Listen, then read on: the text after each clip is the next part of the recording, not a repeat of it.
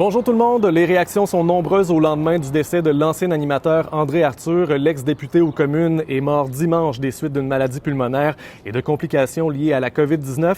Il était hospitalisé depuis quelques jours à l'Institut universitaire de cardiologie et de pneumologie de Québec. L'ancien journaliste Bruno Perron l'a côtoyé au micro de CHRC. C'est comme si on regardait un super film, une super production de Marvel, et à la fois, l'acteur principal joue le bon et le méchant. OK? Ce qui fait que il était capable d'aller au fond des choses et d'un côté et de l'autre.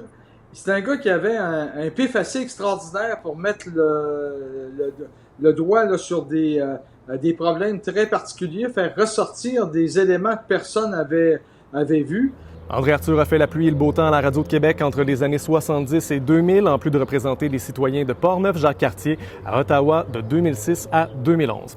Le prix de l'essence a franchi le cap des 2 $ le litre dans la région de Québec ce matin. Le prix à la pompe est désormais de 2,5 $ pour un litre d'essence ordinaire.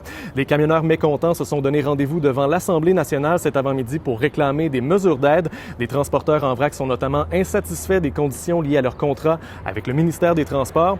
L'Association nationale des camionneurs artisans juge qu'il est impératif d'ajuster les tarifs de transport au coût réel du marché. Le président de l'association, Gaétan Légaré, juge que les camionneurs ont été assez patients. On a écrit au ministre, on parle avec son responsable au cabinet du camionnage en vrac, on parle avec les sous-ministres, on parle avec les fonctionnaires. Tout le monde nous dit oui, ça n'a pas de bon sens, pour faire de quoi, on va faire de quoi. Mais ça fait depuis le début mars qu'on attend. Et déjà que le tarif était désuet, tout augmente, tout a augmenté de 30 %. Alors, les prix des camions, les pièces, tout augmente, les pneus. Au MTQ, l'indexation a lieu une fois par année, mais depuis 2008, un autre mécanisme d'ajustement existe pour tenir compte des fluctuations du prix du carburant. D'autres camionneurs manifestent aussi ailleurs dans la province. Ils comptent notamment visiter chaque bureau de circonscription des élus de l'Assemblée nationale. Et je fais appel à notre collègue Jessica Laventure pour livrer la bonne nouvelle de ce début de semaine. Les températures seront largement au-dessus des moyennes de saison au cours des prochains jours.